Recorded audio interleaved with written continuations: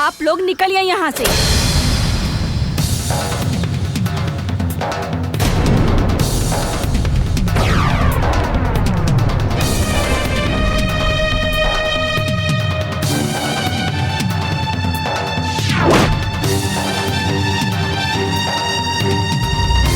अरे नालायक लड़की, ये तूने क्या किया?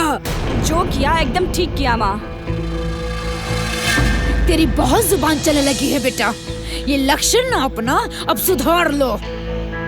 ज्यादा लड़की लोग का हिटलर बनना ना अच्छा नहीं होता है। कल होकर तुम्हें भी ससुराल जाना होगा। ससुराल तो जरूर जाएंगे हम, लेकिन वहाँ दब के नहीं रहेंगे।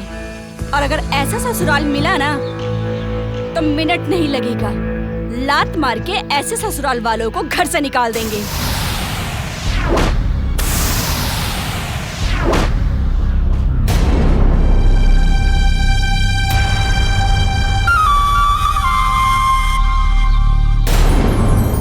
चलो दीदी।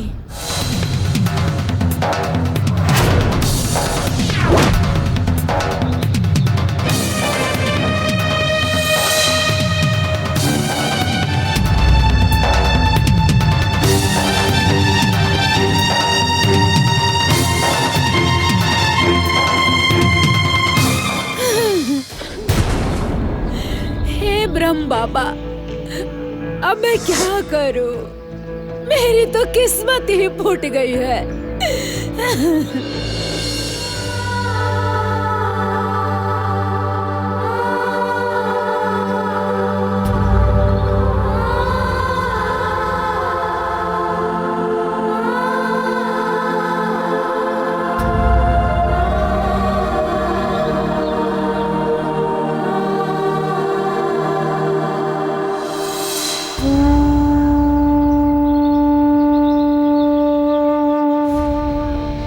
दीदी, आप किसी भी प्रकार का दुख मन में मत रखिएगा।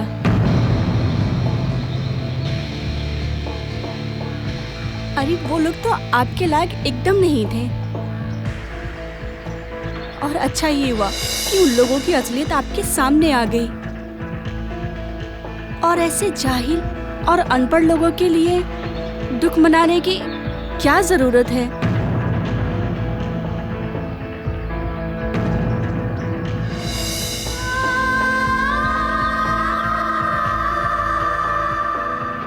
दीदी, आप बिल्कुल अफसोस मत करिए।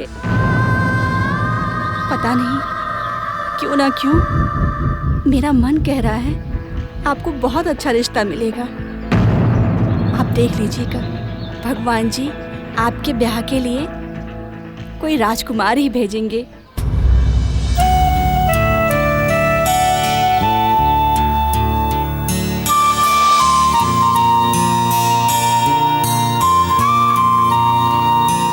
हाँ दीदी, आपके नसीब में कोई राजकुमार ही है।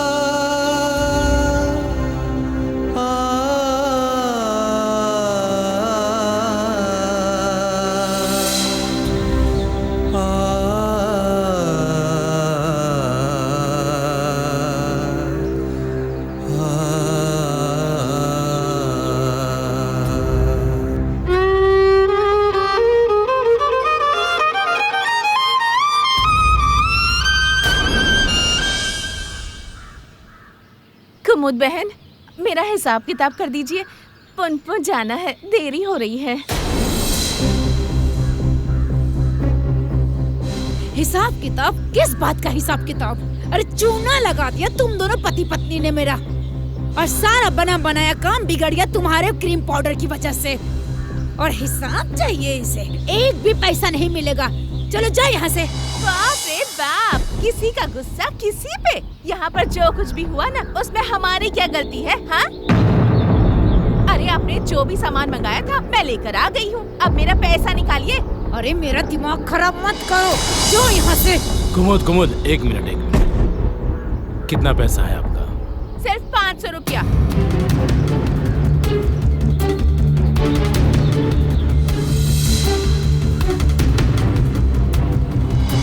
धन्यवाद।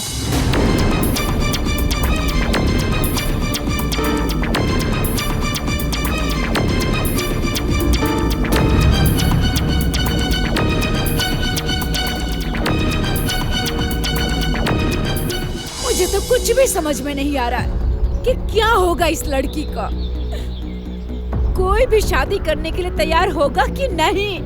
अरे जिंदगी भर का बोझ बन गई है मेरे सर पे ये।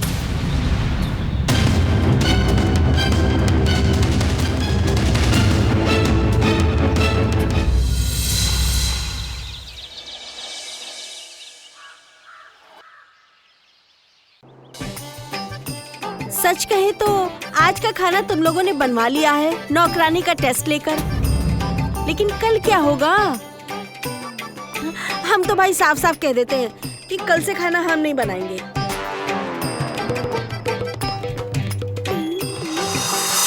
इस झंझट से छुटकारा पाने के लिए तुम लोग क्यों नहीं दूसरी नौकरानी रख लेते हो?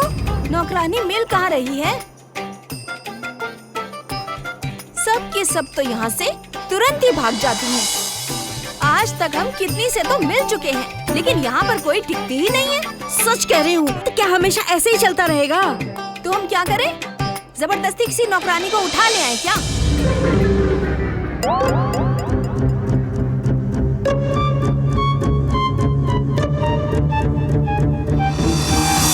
क्यों ना एक काम किया जाए, भैया की शादी करवा दी जाए।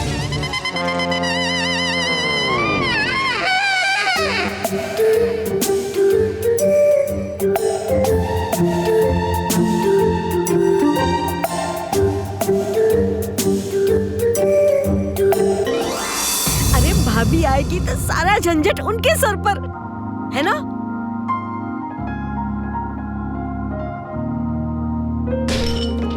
अच्छा, मतलब भाभी को तू नौकरानी बनाएगी? और नहीं तो क्या। जरा देखो तो किस तरह की खुराफात चल रही है इन लोगों के दिमाग में। वैसे देखा जाए दीदी, रीता गलत नहीं कह रही है। इसके बाद में सीरियसली दम है।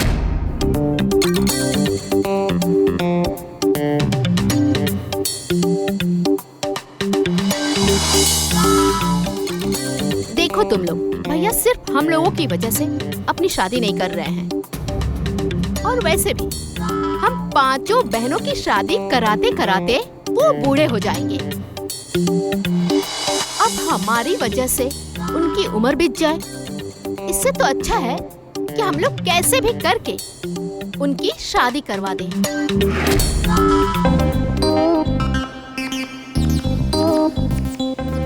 भैया का घर भी बच जाएगा और हम लोगों को भी घर के कामकाज से मुक्ति मिल जाएगी। और इसमें गलत भी क्या है? इस दुनिया के हर घर में हर बहू घर का कामकाज करती ही है। और वैसे भी हम लोग तो ननद हैं। भाभी से सेवा करवाना तो हमारा जन्मसिद्ध अधिकार है। और सबसे बड़ी बात ये है कि भैया का घर परिवार भाभी के आने से पूरा हो जाएगा, वरना भैया शादी करने से रहें। कभी कभी रीता भी लाखों रुपए की बात कह देती है।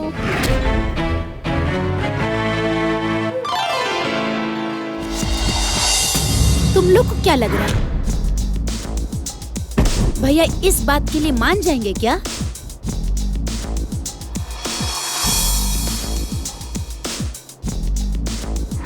कोई ना कोई उपाय तो करना ही होगा। भैया को मनाना ही पड़ेगा।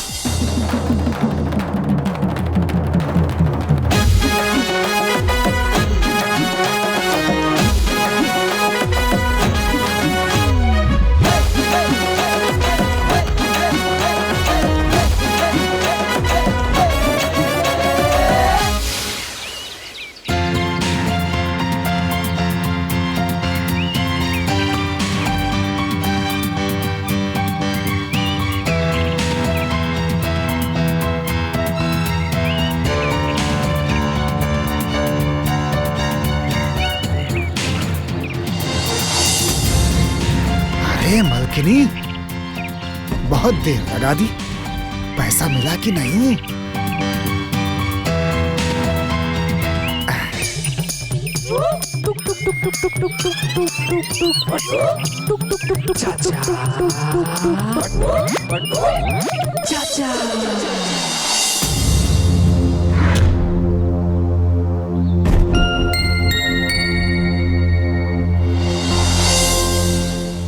और सुनाओ मलकिनी, क्या हुआ वहां पर? क्रीम पाउडर से उनकी बात बनी कि नहीं?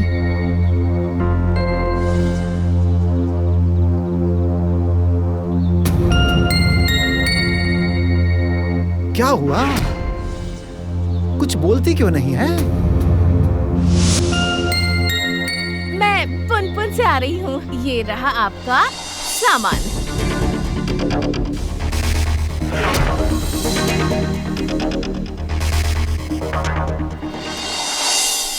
उस मूर्ख औरत को मैंने कितना समझाया था कि क्रीम पाउडर से कोई गोरा नहीं होता है, मगर मेरी एक बात भी नहीं सुनी भाई। बाप रे बाप, गजब की जिद्दी औरत थी वो। ए जी, मुझे तो इस सारे कांड में एक बहुत अच्छा उपाय सूझा है। क्या? कैसा उपाय? अरे आप लोग क्या करेंगे इस रिश्ते से इनकार? हम लोग अपनी दीदी का ब्याह ऐसे अनपढ़ और जाहिल घर में नहीं करेंगे।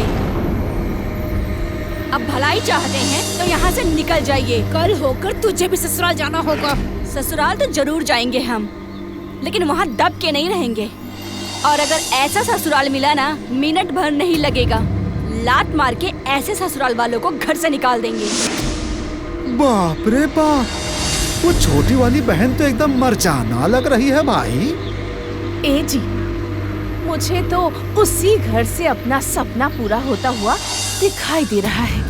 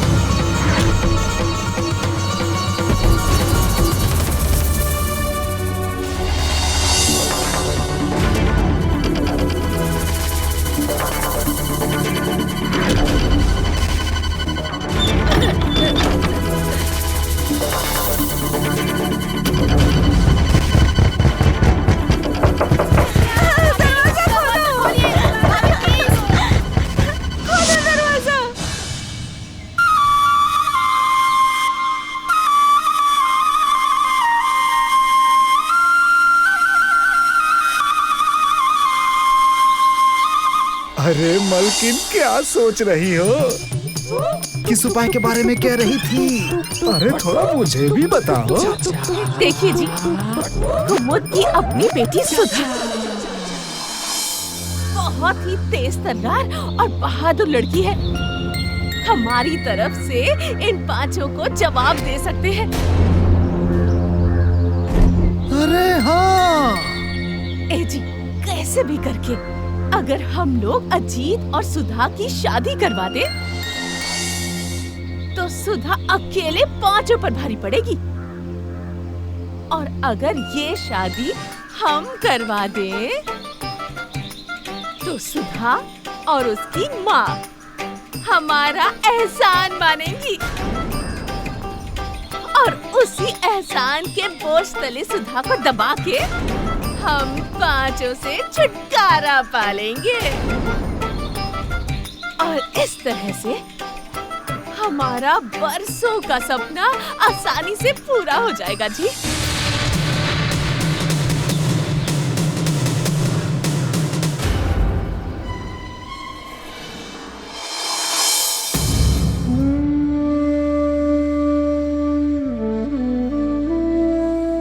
बहुत अभागा हूँ विभा।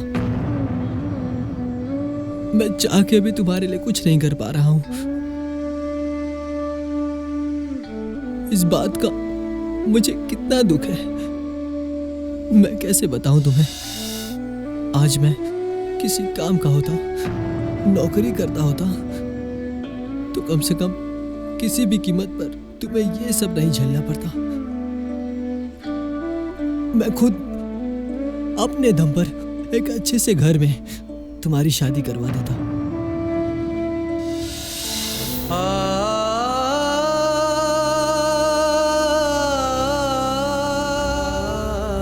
तुम मुझे लेकर इतना परेशान मत रहा करो। परेशान होने से तुम्हारी सेहत भी खराब हो जाएगी।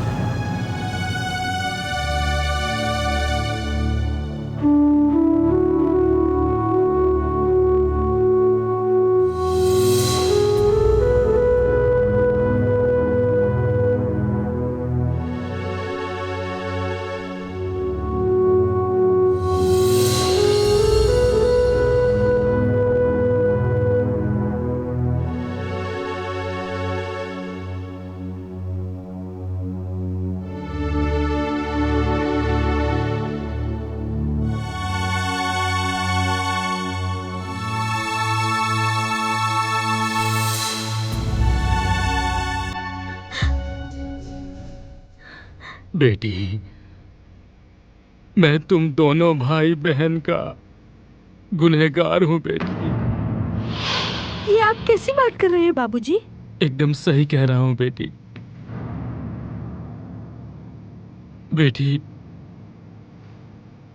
मैं तुम्हें आज तक जिंदगी भर सिवाय दुख तकलीफ के अलावा और कुछ क्या दिया हूं? मैं तुम लोगों के माथे पर सौतेली माँ का बोझ डाल दिया हूं। तुम्हारी माँ के चले जाने के बाद मैं खुद से ये सोच के शादी किया कि तुम्हें कोई अनाथ नहीं कहेगा, तुम दोनों को एक माँ मिल जाएगी।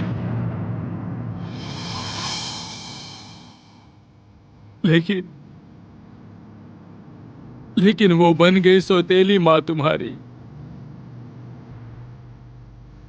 और तुम्हारे दोनों भाई बहन की जिंदगी नर्क बना के रख दिया उसने।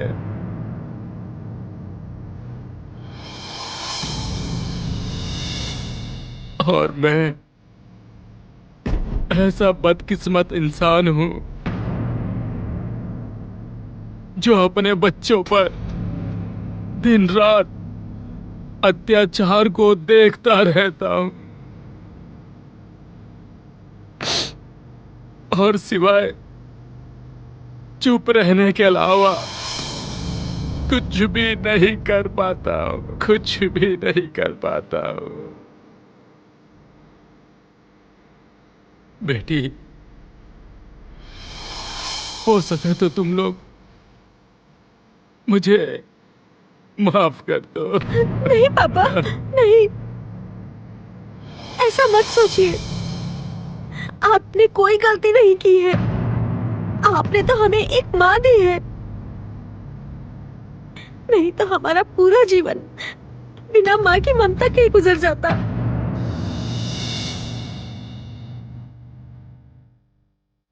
और माँ भी बिल्कुल खराब नहीं है, उनका दिल बहुत अच्छा है। वो तो हमेशा सच बोलती है। आप तो जानते ही हैं, सबको ही सच कड़वा लगता है।